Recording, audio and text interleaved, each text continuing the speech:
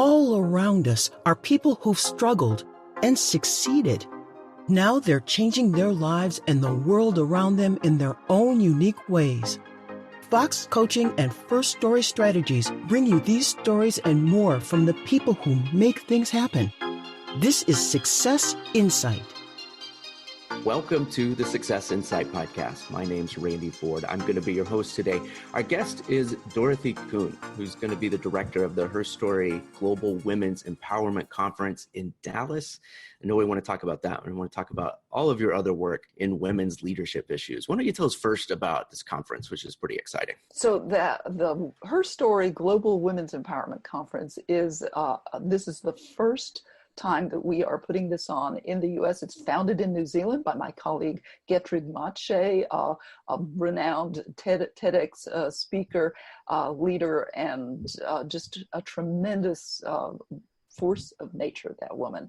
And she put this together because, as I say oftentimes when I'm speaking, the canon of social stories about accomplishment that men have is centuries old. They're amazing accomplishments that have really benefited humanity in so many ways, and that is wonderful. And the canon of stories for women's accomplishment, while stronger and more rich today than it was, say, 30 years ago, it doesn't compare to the kinds of accomplishments that men have been telling their stories about for centuries.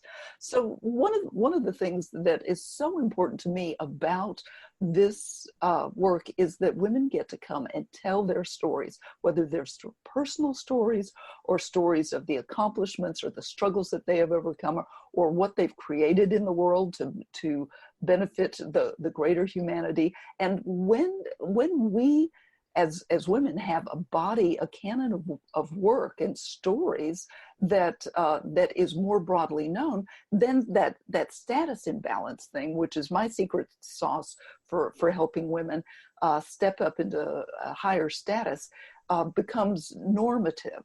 And until then, we are in the business of bending those social stories so that, a well-qualified woman is seen on par with a similarly qualified man. Right now, that's not the case, because everybody knows we go to school and study all those amazing things men did, and we have a very tiny sliver of stories about women's accomplishments. And right. That's just the soup that we live in. Not for a lack of there being those women's accomplishments. What has been the challenge in getting those stories out traditionally?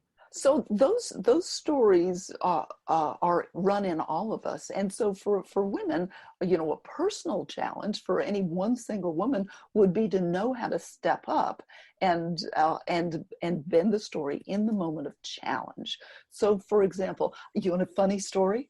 Of course, Okay. Always. So I grew up in the garage with Dad. My dad was the PTSD guy. You never knew when he was going to go off, but the garage was a safe place. So I learned how to fix cars, which is what he was always doing in there from the time I was little. So I have these hands have rebuilt 2 car engines too. You would not guess that by looking at me. So I'm at the auto parts store a couple months ago, and I wanted to get something, and I just had a momentary what is that part called? And those guys at the auto parts store, they've got to have the patience of Job, because more than half the people who come in have no clue about cars. And so, I could just see the blood draining out of this face. Oh God, this woman is going to waste my time, and I have to figure out what part she wants from the tea leaves. And so I said, I'm trying to remember the name of this part, and I know you can't tell by looking, but these hands have rebuilt 2 automotive engines. But it was a long time ago, so I just can't remember the name of this part. And by that time, it came to me. And, as soon as I told him that little snippet of a story, you could just see the lightness, and the confidence come back in him, that it wasn't going to be another one of those conversations. And the truth is probably it would be the opposite experience if I went into that same store. There would probably be some expectation on his end that it was going to be an easier conversation. And the truth is, I don't know anything about cars. So many people are wired to think that way. Is that the issue? Right.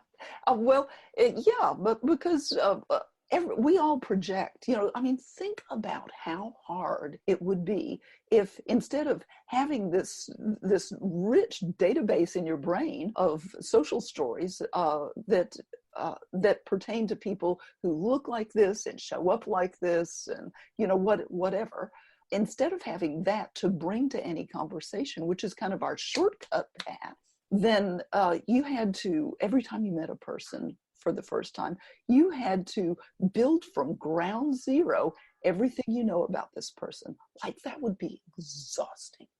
So one of the things that women in my circle get to do is to get in touch with what their superpowers are and how to tell those stories briefly.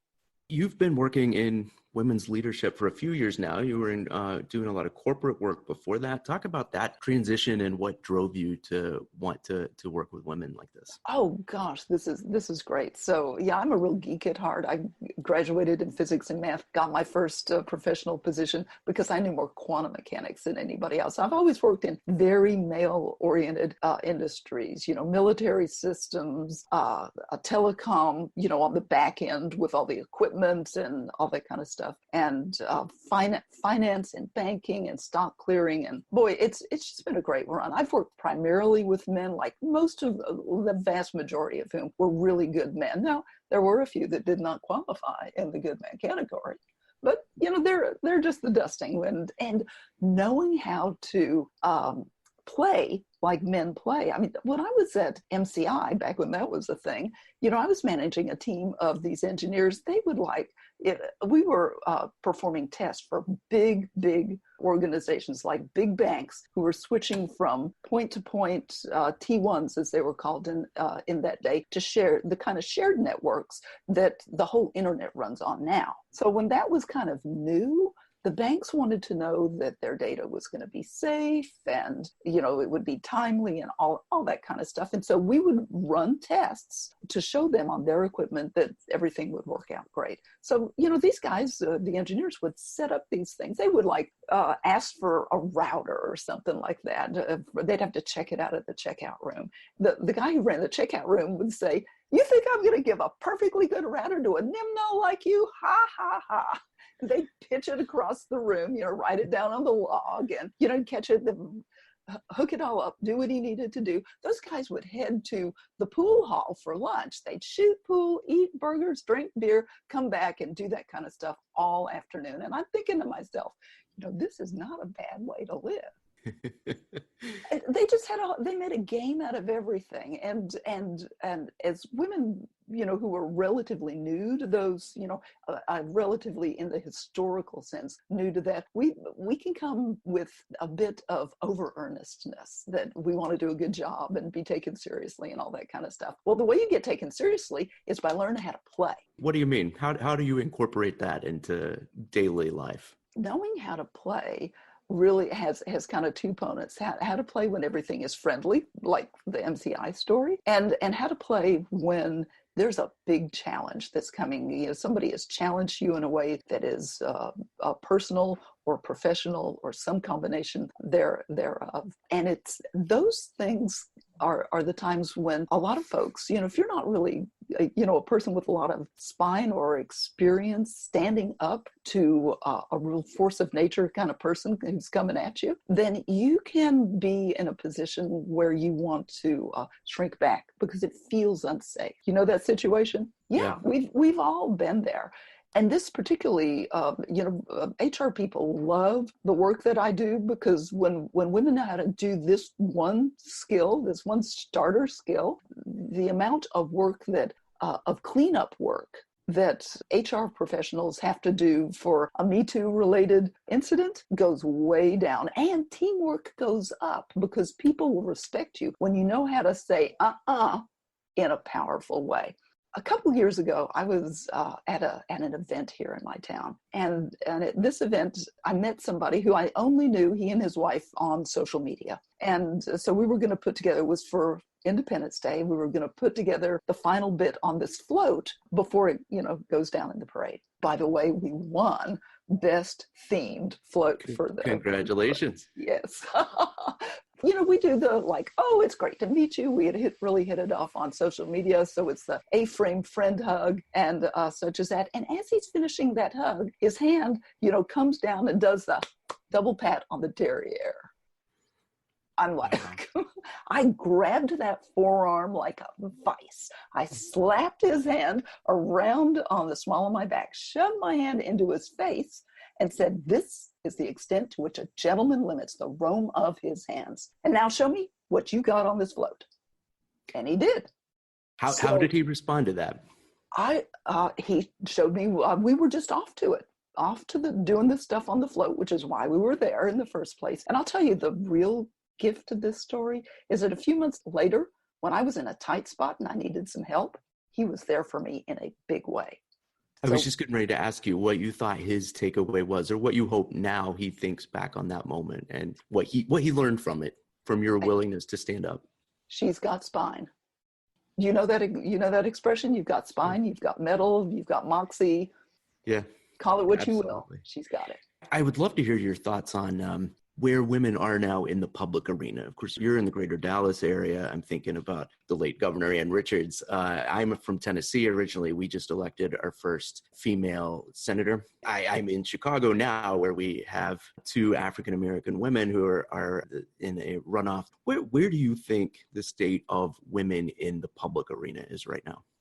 It's on the ascendancy, and you see a lot of women who are really just knocking it out of the park, on both sides of the aisle. I think it was last year when in the current administration, Nikki Haley, who was UN ambassador at the time, had said something, and the administration had said something about how she, was confused or something. And, her response was powerful. In all due respect, I don't do confusion. Right. That's all it takes in a second. So, I call my method the 13-second rule, because it's done in 13 seconds or less every single time. And then, on the this year, the ascendant women are, AOC and those newly elected members of Congress. They are just amazing and not taking any guff and dishing it back just as good as it gets dished their way. Fearless. Now, that's wonderful if you can do it, but if you don't have those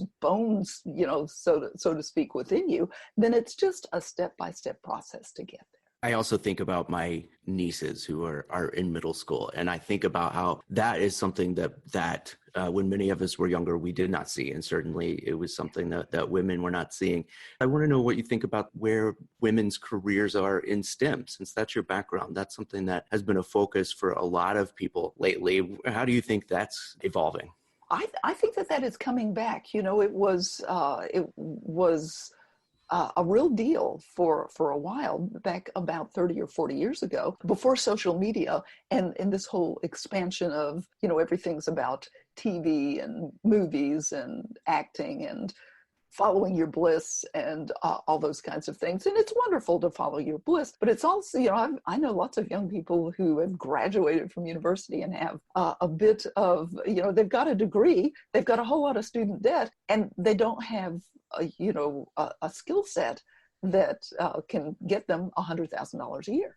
And it's kind of hard to live on a little less than that, particularly when you got a lot of student debt. So that was a thing. There weren't very many women in the physics department, but we had a handful. And we had a handful at the engineering school. It was right across campus, so we would tease one another all the time.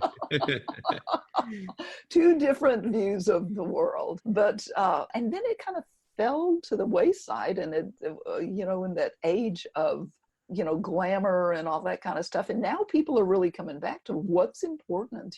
Well, how do we solve the big issues that are confronting culture and the world with the whole global warming thing and, all that kind of stuff. Those are that solving those problems are that amazing combination of social will and capacity and technology to get to a way that we want to live that's sustainable. Do you think we're going to get there? I see a real push now. I think we've got a shot at it. And honestly, as late as we have waited to get started on it, we need to take that shot. I remember when I was in the 80s, I was living in North Alabama. The Tennessee Valley Authority, as you well know, has has electric power plants and runs the power grid for that part of the country. And there was solar energy everywhere. When I moved back to Texas, which is sunnier, less rain, Right. less clouds, there was not a solar panel to be seen. And I'm like, what is going on? Well, Texas is an oil state. Right. And, you cannot solve a new problem with an old paradigm. So it takes, people who are willing to think differently to be able to solve a new problem. What are the things you do when you work with women to teach them these skills on how to stand up, how to tell their stories? Well, the first thing that we do is to get them in touch with where that fear comes up, so that we can name that fear and put it in a little box. Oftentimes that fear comes from something from when we were as kids, little and relatively helpless, and we made a meaning out of that. And cleaning that up, doing that internal work is important. And to complement that with the skills, what are the 1, 2, 3s to do, and have people go out and practice, and then out in public do step 1, and then the next time do step 1 and step 2, and the next time add step 3, and just take it a step at a time, and celebrate your victories every single time. It's amazing how fast you can progress that way. You don't have to give any personal details, but can you think of any moment recently that was like, wow, we really did it. We really have changed the way that she thinks by doing our work together. Oh gosh, yes. There's an accomplished attorney that I've helped. As accomplished as she was, she'd grown up in a family with a dominant male figure who I'll just say was not at all friendly. And so there were things that she wanted to be able to do to stop that kind of bad behavior that has been continuing in that person, and for other people who were in her life who were having similar kinds of behavior, whether it was her professional life or her personal life. Those old stories would just stop her. And so Sure. Sometimes somebody is really close to being able to do everything. They just need that one more thing. And without that one thing, they can't get over the hump. So, some of my clients are like, they get fast results right there. If they're just a step or two away, bam, it's quick for them to just be knocking it out the door. And she's like, I never realized the power that I have. It's amazing. And she has done amazing things that she never thought she would do. She sets, aggressive goals for herself now, and she doesn't hold back. And she just feels much more at home in her own skin. Wow. That's got to feel great, right? Yeah, it does. We always do something at the end of the podcast that I like to call the insight to go. Give us a recommendation of anything that is on your mind lately that our listeners and I should probably think about a little bit more or check out. I grew up watching the civil rights movement unfold on evening television. It was amazing. I remember in particular Rosa Parks. She is often remembered for, not giving up her seat on the bus because she was tired. But that's not the whole story. The whole story is she was tired of giving in. Yeah. So if you, dear listeners, if one of you is tired of giving in, tired of not standing up, tired of shrinking back in the face of a challenge, and you don't know what to do, there is a better way. I want to let the people know where they can find you. So there's dorothykuhn.com, and that's KUHN.com. And there are a couple of things on your site that we definitely want people to be able to check out too. What are those? Yes. So there's a gift at dorothykuhn.com/gift, and that gets you the 9 early signs that you must spot to be able to turn them around. If you don't notice them, you can't turn them around. And the other, for the Her Story Global Women's Empowerment Conference here in Dallas, is dorothykuhn.com/herstory, HER story. Thank you again for being here. My pleasure. Success Insight is a production of Fox Coaching and First Story Strategies.